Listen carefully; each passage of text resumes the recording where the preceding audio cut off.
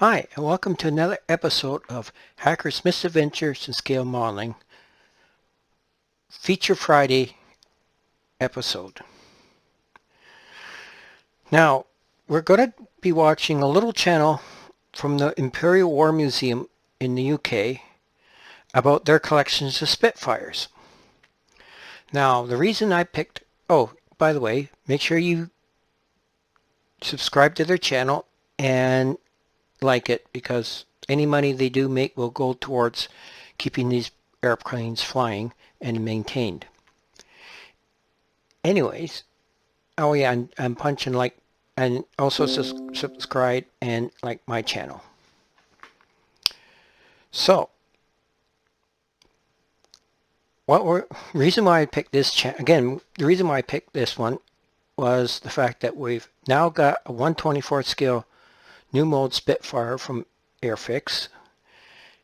We have a brand new 1/32 scale mode Mark 1 coming out, and they're also doing a Mark 5A that is Chrome Tower or something like that. I'm not very good at pronouncing names, so if I butchered it, I'm sorry. So I thought maybe seeing the Doxford collection would be kind of interesting, and I think they gave a pretty interesting description of the aircraft they have. So why don't we go over to the channel? Gotta fix this here, and let's see what they have. We are now standing next to one of the most iconic aeroplanes probably of all time. We're standing next to a Mark 1 Spitfire. A very clever designer that some of you may have heard of, a gentleman called Reginald Mitchell. This was his design that he came out with. Initially, ideas were going to call it the Shrew, but a lot of pub argument later, the name became synonymous with this aeroplane, the Spitfire. Spitfires did not stay like this.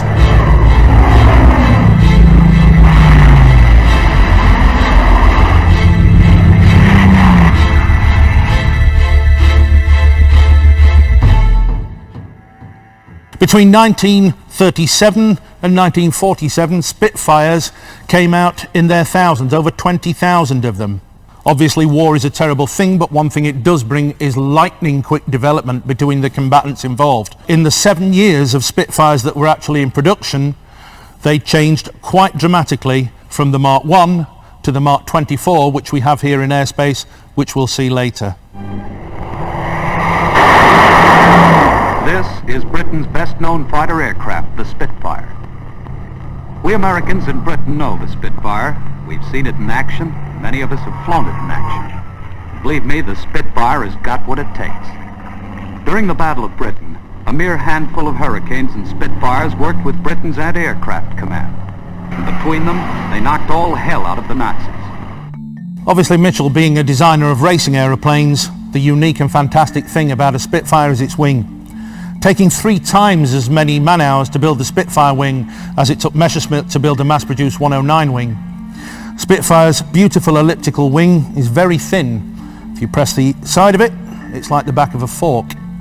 But disadvantage is you have to splay the guns out quite a lot. The cannons initially that were put into Spitfires were not popular because of the wing. They had to tilt the cannons on the side, and if the pilot pulled any high G maneuvers, as a fighter pilot would when he's trying to fight for his life, the guns would jam.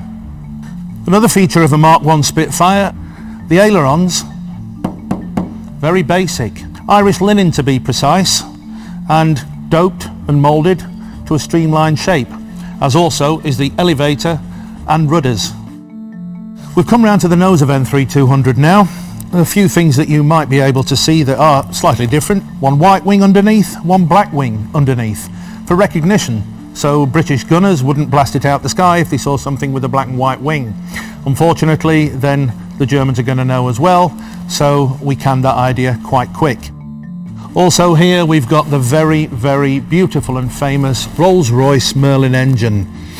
In initial design about 990 horsepower, but in fighter trim 1100 plus. Depending on how good the engineers and the servicing were at each squadron, you could get in a Mark 1 up to 1300 horsepower if you got quite a trick mechanic. Reginald Mitchell, as brilliant as the engineer was really not a very well man indeed, and unfortunately died at the time he was 42. Mitchell only actually ever saw K5054, his prototype Spitfire, fly. After that, all the development was taken over by a very clever gentleman called Joe Smith that oversaw all the development from the Mark 1 to the F-24 Spitfire, which we'll see later. In the design of the Spitfire, which is a real beautiful thing to fly, the first Spitfire I flew at Dunkirk was, I think, 1,000 horsepower, or maybe 1,002. And the final one was in the same airframe, was 2,400 horsepower, with a two-speed, two-change supercharged. It was the best airplane. The Germans admitted it in the end. And it wasn't a new airplane. It was just the same airframe designed by R.J. Mitchell, who's the great designer of the Spitfire. As we've said earlier, we're going to be looking at the development of the Spitfire. Now, Spitfire started at 1 and ended in 24, but there were lots of different submarks. Now, not all those Spitfires were put into production. For instance, the Mark 1s and Spitfires of the Battle of Britain didn't go straight onto 3s and 4s. The next full production Spitfire was a Mark 5.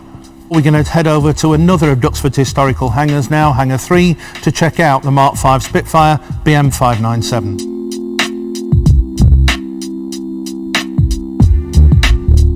And we're over now with the Mark 5 Spitfire. So we've moved on now to 1941 and to 42. A few upgrades from the Mark 1 and the Mark 2, a more powerful engine between 1,300 and 1,400 horsepower. Ailerons now, metal, but still with the fabric, rudder and elevator. Now we have a fair bit more power, but unfortunately in 1941, a gentleman called Kurt Tank in Germany had invented the Focke-Wulf 190. And a Focke-Wulf 190 could outclass a Mark 5 Spitfire in most respects, except a high-speed dive from a very high altitude. So to help the Mark 5 Spitfire roll out of the way quicker, the beautiful elliptical wing on the end of a Spitfire was clipped off, or rather ceased to be put on from here, from this stream of rivets here.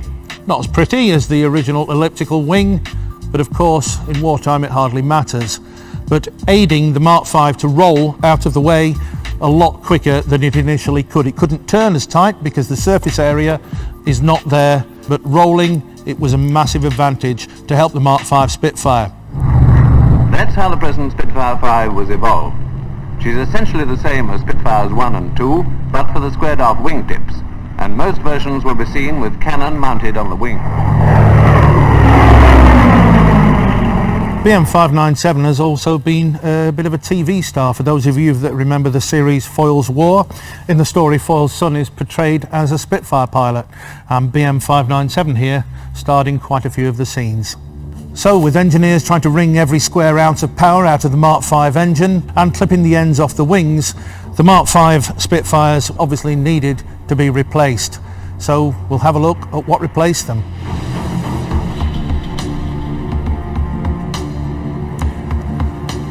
Okay, so here we are now by the Mark 9 Spitfire. We're about 1943 now. This aeroplane, MH434, started life on the production line at Castle Bromwich as a Mark 5 probably. The tail fin is just exactly the same as a Mark 5, but by the time it got to the end of the line, she was a 9. Rolls-Royce had come up with the 2-speed, 2-stage and intercooled supercharged engine and a 4-bladed constant speed propeller. 2 huge radiators underneath to sort the cooling out, and with between 1,650 and 1,700 horsepower, a Mark 9 Spitfire could redress the balance against a Focke-Wulf 190. But then when you get that kind of performance, again, it's down to who saw who first, who's luckiest, or who can get the best out of their fighter aeroplane. A lot of fighter pilots in the wartime had the Mark 9 down as their favourite mount of Spitfire. Air Vice Marshal Johnny Johnson, the high-scoring Spitfire ace to survive the war, rumour has it that he chased a Focke-Wulf 190 through the rigging of a ship with his Mark 9 Spitfire. When you see the 9 in action, you'll notice all the familiar Spitfire features. The wing shape, the curved underside and small fin and rudder, And don't forget the new features. The longer nose with the pigeon breast beginning to disappear, and the two symmetrical radiators. That's the Mark 9. This particular Mark 9, as I mentioned, is MH434, arguably the most valuable and most famous Spitfire in the world.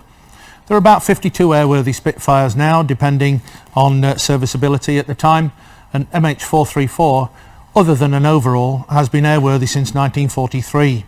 434 is also a bit of a film star. She has been in just about every movie featuring a Spitfire since the wartime. Operation Crossbow with George Peppard, Sophie Loren, the Battle of Britain, of course, painted up as a Mark 1 and Mark 2.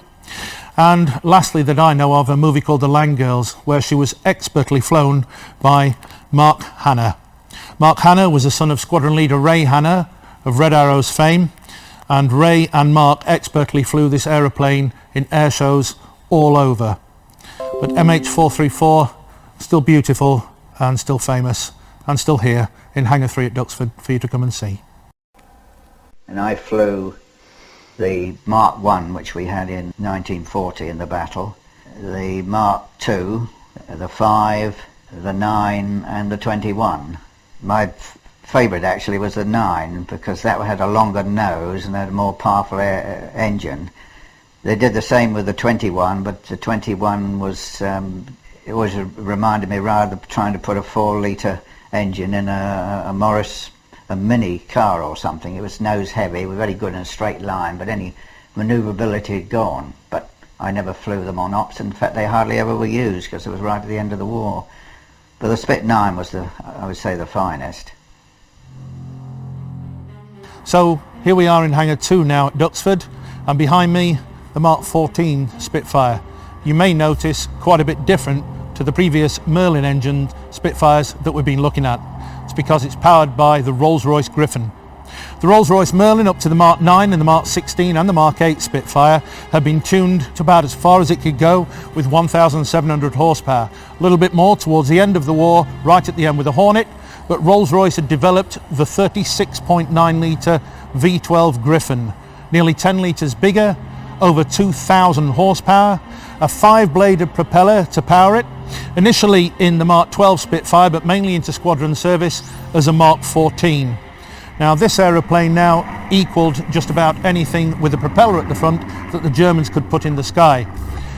The counterpart from Germany at the time was the D model Focke-Wulf 190. But you have two aeroplanes there going through the air at nearly 450 miles an hour.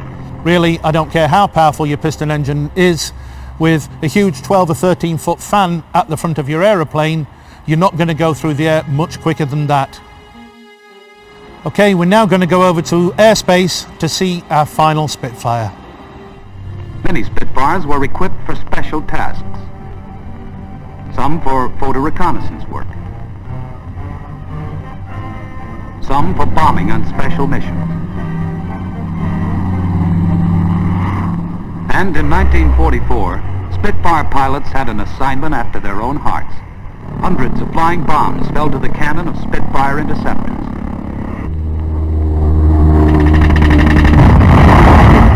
All this time, the Royal Navy's carrier-based Spitfires, known as Seafires, were hitting the enemy from the sea. These Seafires... I think there's a video on here someplace of a Mark 47. So maybe I can squeeze that in there just to let you see it. ...role in the drama of world events today. Here we are then. We've come a long way from the Mark 1 Spitfire now. As far as I'm aware, the only Allied frontline fighter in complete and continuous development all the way through the war, from Mitchell's initial design in 1938 to the last of the Spitfires in 1947. In this time, of course, the jet was in its infancy and piston-engined aeroplanes were entering the twilight of their career. But, as we'll see in a second, a piston-engined aeroplane of this magnitude behind me still had quite a few tricks up its sleeves. After the war, just because peacetime comes, it doesn't mean to say development stops. With a huge 36.9 litre Griffon engine, nearly 10 litres bigger than the initial Rolls-Royce Merlin, nearly twice the power, nearly twice the weight, the 24, the last mark in 1947. Only 80 of them made. From the nose we have a huge 5-bladed propeller spinning the opposite direction to the Merlin engine. The wings, very different, even looking very elliptical and quite similar. Joe Smith taking on Mitchell's initial design, sleeker, faster and stronger. Huge cannons in the armament, a lower back, and towards the end a huge tail with a huge rudder to counteract the forces of over 2,000 horsepower spinning one way in a 5-bladed propeller. The F-24 Spitfire, or Mark 24, completely different aeroplane to the Mark 1 Spitfire. The Mark 1 Spitfire, beautiful. The Mark 24 Spitfire at the end, or the F-24, quite beastly looking but still iconically sleek, and iconic now as it always has been. This aeroplane, VN485, started life in 1947 and was soon swiftly sent over to Hong Kong for the Hong Kong Auxiliary Air Force. VN485 here took her last flight in 1955 for the Queen's flyby birthday parade. Coming to visit Duxford allows people to see from all over the world Spitfires all the way through production. There are more Spitfires here at Duxford all gathered together in one place than probably anywhere else in the world, from the very early Mark 1s all the way through to the very last Mark 24.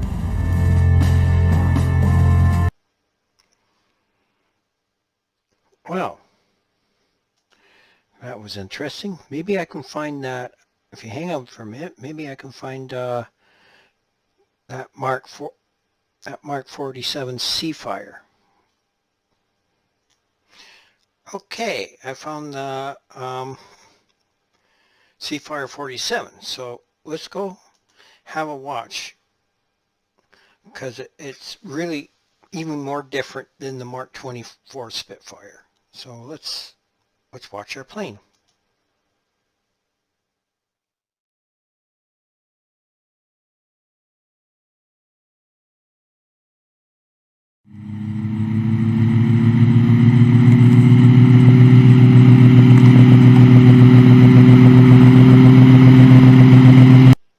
By the way, these flew in the Korean War, so they were the only, I think they're the only Spitfires that flew in the Korean War. And there were not Spitfire, but Seafire. Spitfire. I think they were the last ones that actually fought and did combat during the Korean War.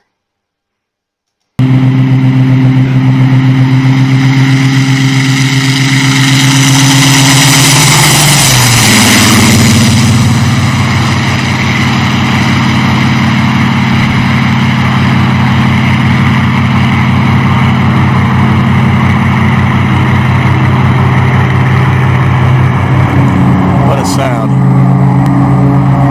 Awesome, isn't it?